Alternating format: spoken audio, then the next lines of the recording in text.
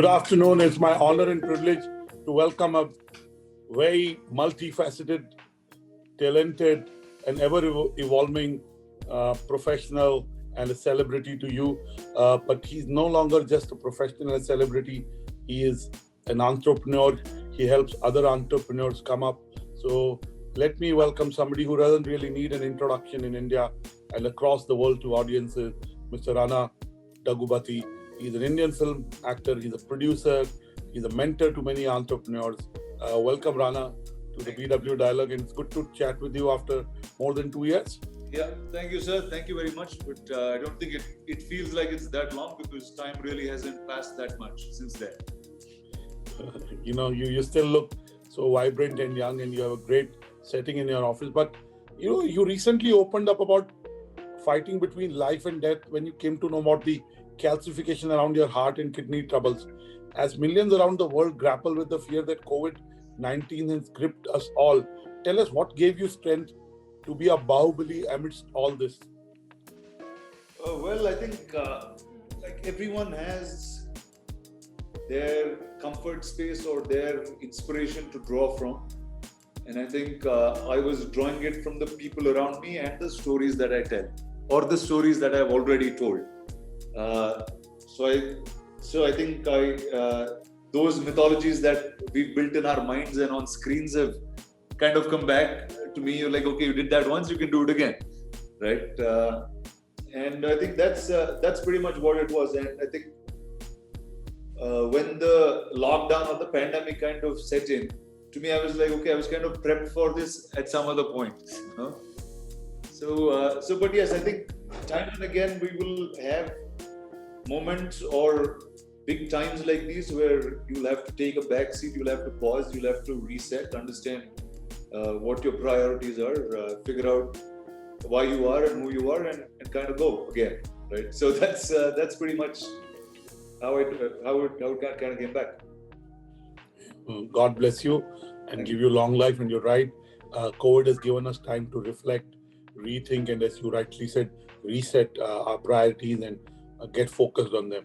Now, we cannot not talk about movies and OTT and content. Today there is a profusion of content courtesy the OTT boom, right?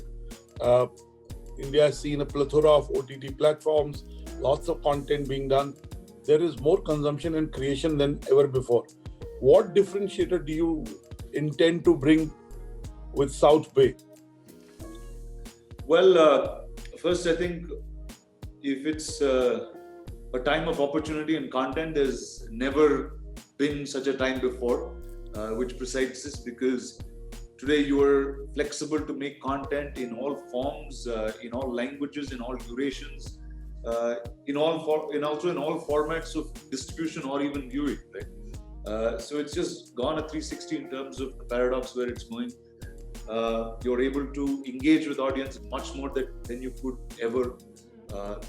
And really the gap that we found and why South Bay was India has so much culture to tell in terms of content. And whether it was the larger OTTs or global players in that sense, we're always working on things that were more mainstream. And subculture really didn't have a great setting or a place. So the idea was South Bay was, we said, let's start identifying gaps in terms of content, see what's needed to curate the best culture from different parts of India and different parts of Indians living in the globe, right? And that's really where it started off with. So we picked with the first thing, which was news. See, today news is such a relevant pop culture item, but if you're somebody under the age of 25, there's really no relevance to what you watch in the news. It's political debate and others. It's very little of opportunity and growth and digital understanding, which it probably lacks or doesn't have. So we started with working with a group in Bangalore with Anto as the host of that show, and this was to curate everything that's really happening in the digital world. We know the digital world is so big, but nobody really knows what exactly happens in which place, what direction one needs to take. I think that became a key focus of the first area that we wanted to develop.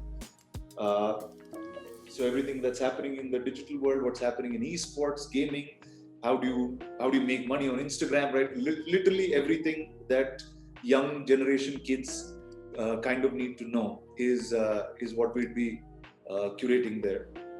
The second piece started with really connecting the globe in India, and the internet is really the big marketplace for that, where today we have artists from Los Angeles who are Indian origin, from Guyana who are Indian origin, who kind of give us a showcase into what Indians are in a different paradox, in a different part of the globe.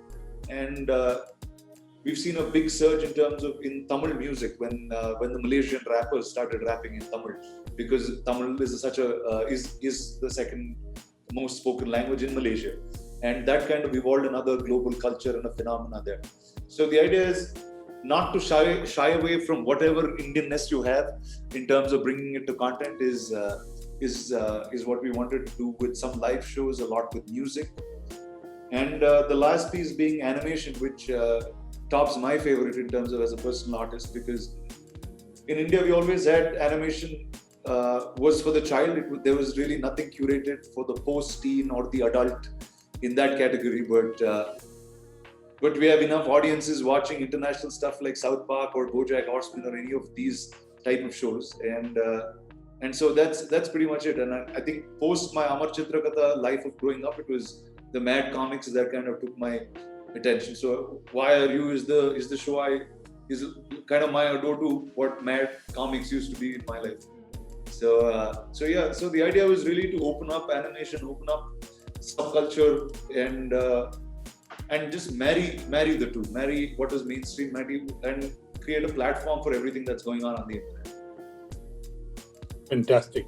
It sounds so interesting and so differentiated, and really something you do because you believe in it and you're passionate about it. Now, from Delhi Crime winning an Emmy Award to Malayalam film Jallikattu being chosen as India's Oscar entry for the best international feature, these are very, very interesting and exciting times for Indian stories in a global scenario. You talked about music in terms of a Malaysian singer using Tamil to express himself, but Indian content in the movie format is really being consumed in a big way globally. Tell us about your views in the context of the entertainment industry's collective soft power push for India on the global map. Well, see, historically, because of the large audiences that we had and a large marketplace that we had in India, the globe really wasn't the place for us, because the globe felt smaller than what India was at most times. But I think today, with the rise in terms of culture which is diversified in the modern Indian audiences, right? That to which I think most on this forum would be, where they consume a lot of international content. They love to watch Indian content presented to them in a global setting, and that makes us a global stage, right? And when you want to consistently make films for international audiences, they need to be extremely local in terms of its narrative, but set in a tone which is palatable for the international audiences. So I think from this year on, you will see from the next year on, you will see a lot of Indian films consistent, or from different languages, really trying to tell their local cultures, local commentaries in the best fashion to be on the world stage. Thank you so much. I totally believe that India's emergence as a global superpower has to be preceded by culture, and there's nothing better than India's entertainment industry to be able to, that cultural glue in building India's position in the world. And we have so much to offer in so many languages and so many subcultures. Now, you recently resumed shooting for a film.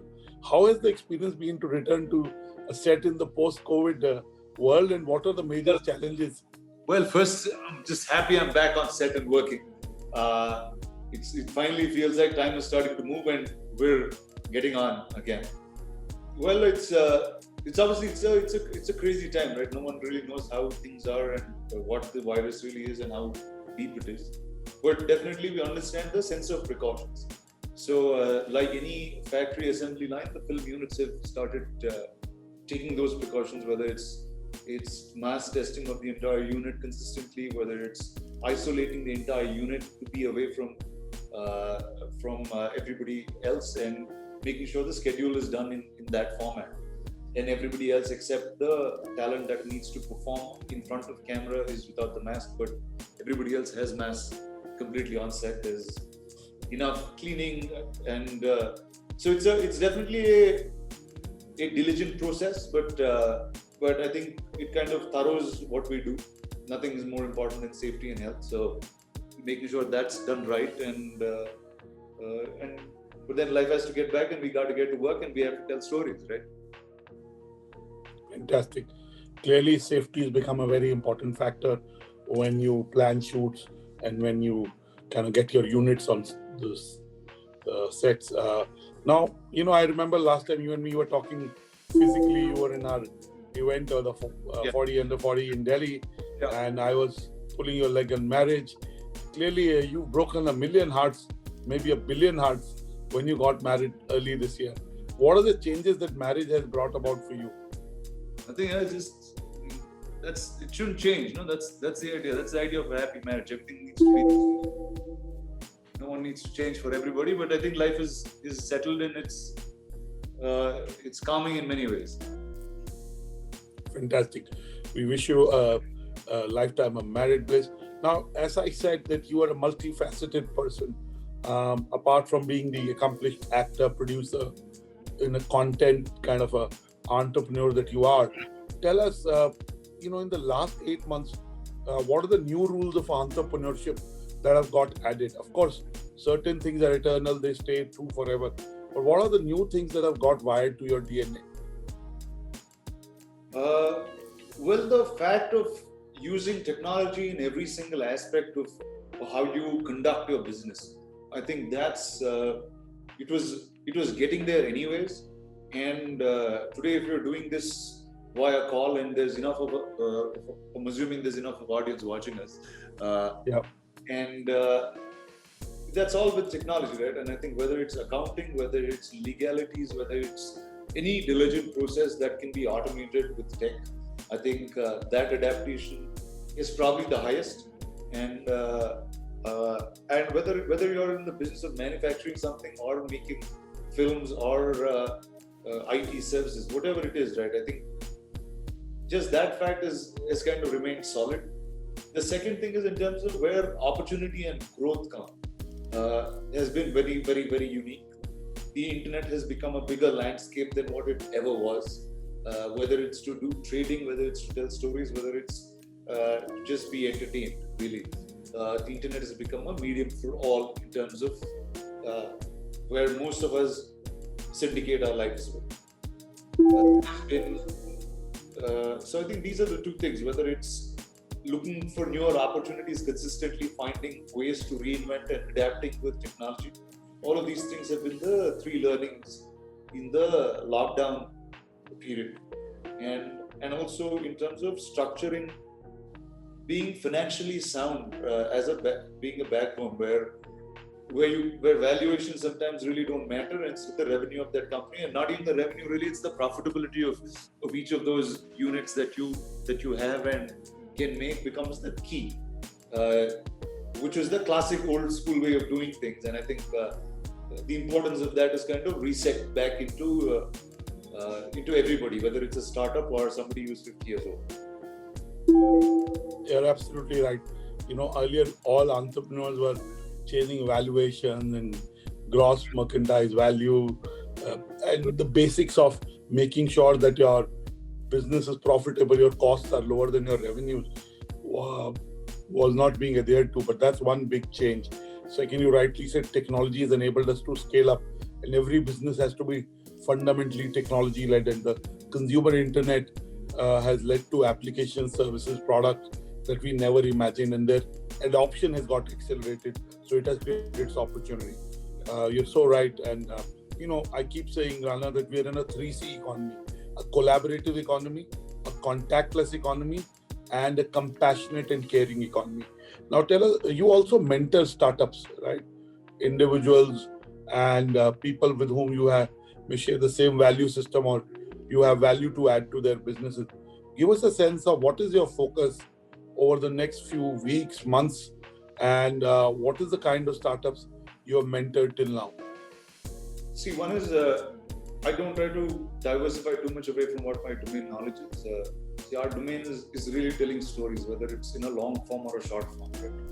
And I've partnered with extremely smart people at Andal Studios and others where we kind of create a venture fund for immediate startups, because a lot of startups use a lot of money in terms of marketing their product once their product is right, and trying to get to a marketplace which is, and in India especially, because it's extremely diverse, and local understanding of each of the states, towns becomes extremely important for whatever product you're trying to put there. The second thing is in terms of just positioning something globally, understanding what global dynamics are, taking packaging culture in the best possible manner, and marrying that with the brand stories is what we do. So between two businesses is where me or all of the associates that I work with build relations or build startup economies in the media and entertainment space and in the urban lifestyle space. So that's really the new emerging world, and we'd like to hope we can mentor a lot of entrepreneurs. And I think also this kind of next step kind of leads into a lot of finding newer opportunities and newer entrepreneurships, because there's going to be a heavy loss in terms of classic jobs and others in many industries with this. So I think unless there are more entrepreneurs that are created in the country, there's not going to be a great direction we will head in. So that's really where the direction has come from. Rana, now you of course learn by doing, by interacting with people, by being curious. But how does Rana keep himself abreast with the technology advancements and what is your learning process, and how do you learn and how do you keep yourself up to speed with especially what's happening in the technology domain? See, one is depends on whatever tech that is, right? I think from the kind of films that we do to everything else that's around it, we are the users of every single tech that's possible, and consistently in an everyday level we are trying to understand or find either creative tools to make our films better or find tools to make our business, run our business better, right? So that's the only job that we really do. So I think consistently that being on top of a company in that sense that becomes your first job in terms of putting it right after the basics are in. Okay, you're so right. Now, again, I talked to you about lessons about entrepreneurship, but let me ask Rana, the human being, what are the lessons which the lockdown has given to you in terms of life, and how are you implementing those lessons? We all have our own set of lockdown lessons that have got ingrained, and we've tried to implement them in our life. What are your lockdown lessons? Well, that's how it started. I mean, I think everyone got back to what they like and what makes them truly happy. Then for me, animation was that, and I said, let me start making an animation show, and I started it. So to me, whatever habit that I pick up, I kind of consistently hit it. And obviously got back to it. I think what the lockdown really taught us is time is now back in our control.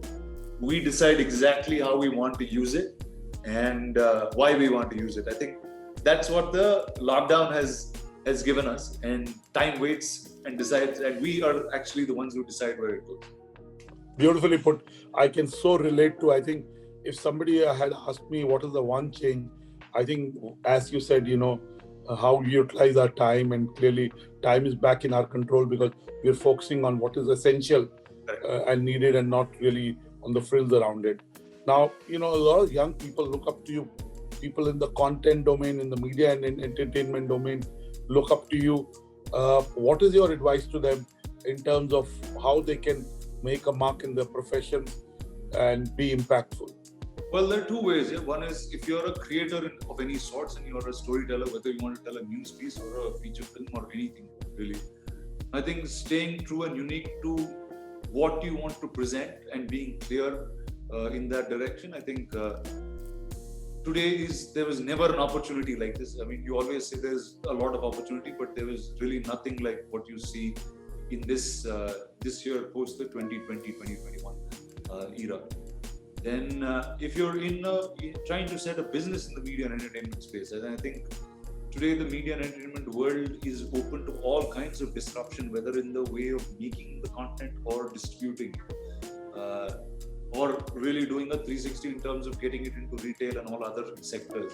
So I think there's extreme use for innovation.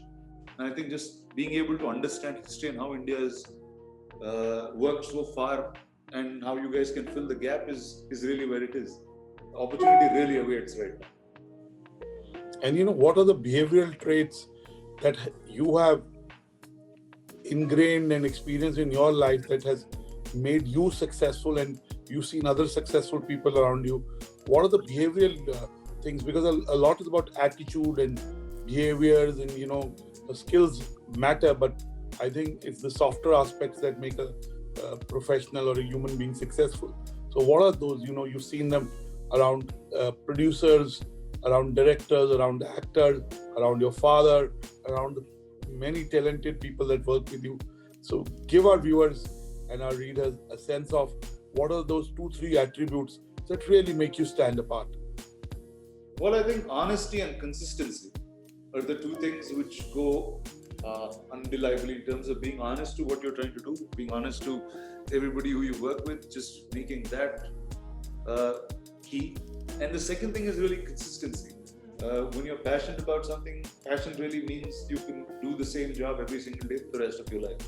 And that's really the two things that I'd probably leave you guys on a note with. Thank you so much, Rana. My last question before I let you go, and there are a couple of audience questions we'll take. If I talk to Rana in 2021, let's say around the same time, in 12 months from now, what would you have liked yourself to have achieved? Whether it's professional goals or it's personal goals, what's your list for 2021? Or has Rana stopped making lists?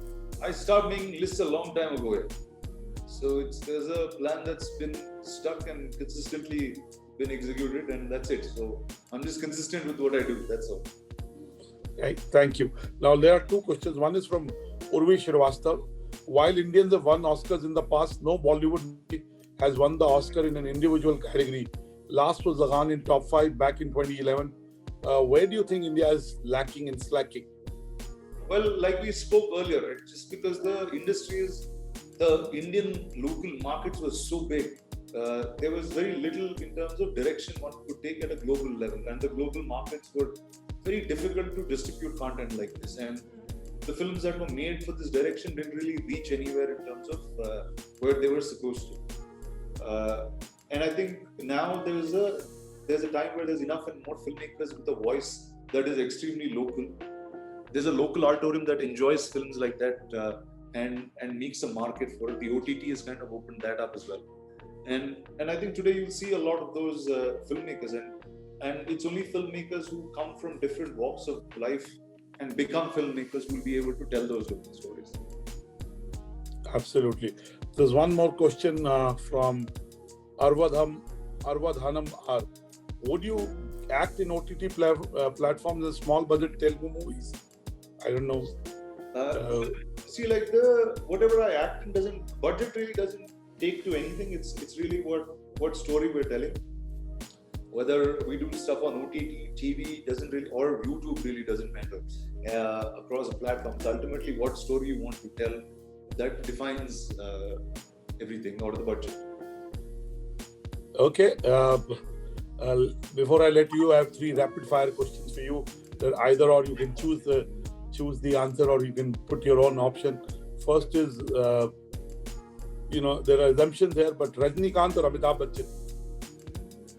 Wow, that's a hard one, yeah?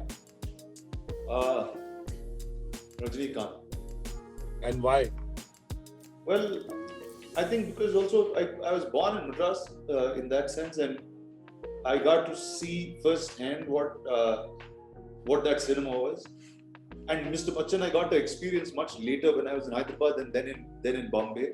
So I think if my younger days was Rajinikanth, my older days would be Mr. Bachchan. Good answer. Masala dosa or chicken tikka? Chicken tikka more in that sense, or just More protein. See, no, you just put non-veg in that sense. I mean, if you pick two veg categories, then I'll have a better answer. It's a hard one. Again, this one, chicken masala dosa in the morning, chicken tikka later part of the day. Good. It's and, it's not a neither or. Yeah. Facebook or Instagram? I think both are linked now, no? I mean, it kind of syncs. Yes, but the kind of audiences, for example, my young adult children think Facebook is for oldies. Instagram is cooler. I like to tell stories from 8 to 80. Yeah. I have that's what I like. But I think Instagram more because it's just easier as a user to kind of function it. But I like the old classic. I'm a guy who likes old things too. Okay. Who are your favorite directors in Hollywood and why? Well, if I scroll up on this wall, it's actually the mural of George Lucas, director of Star Wars. Clearly, when you talk of animation and clearly George Lucas is God. He's God. And what he did very early on in the quality and scale and the quality of the overall package was just mind-boggling. Yeah, so I'm saying everything changed for a storyteller from that day onwards, right? So I think he would be on the top, and then Steven Spielberg was somebody I grew up on because of that classic cinema that he had made. These are the two filmmakers of the early growing up times that I liked, and James Cameron from that time to now has consistently been somebody who I adore, and Nolan obviously is. So I'm a classic big film fan like that. Fantastic! They have produced really magnum opuses that have had a creative impact, commercial impact, and they've kind of pushed the boundaries in terms of what they've created. So clearly, they're great role models for any content creator. My last question, what are your top 3 predictions for 2021 about life, about work, about movies? Predictions about life, I don't go about life like that really. I don't predict. But okay, let's say trends. You already talked to some of the trends. What are the trends you see manifesting themselves even bigger in a bigger way than they've done in 2020? See, one is in terms of in my direction of content, whether it's I think every single individual, whether it's each can answer this on their own, whether it's 10 times over or 100 times over, we've been just consuming more and more content. I think that's not going to change. The second thing is just individuality in building who we are and wanting to be unique, and will be the direction in the coming years for every individual and an organization. Thank you so much. Thank you, Rana, for talking to us. This was Mr. Rana Daggubati. He doesn't really need an introduction. Those of you who missed it, you can watch it on the Business World YouTube page or read it in the edition of Business World, which stands on Saturday. Thank you for talking to us, Mr. Daggubati, and we wish you luck in your endeavors, and we look forward to talking to you soon again. Thank you so much.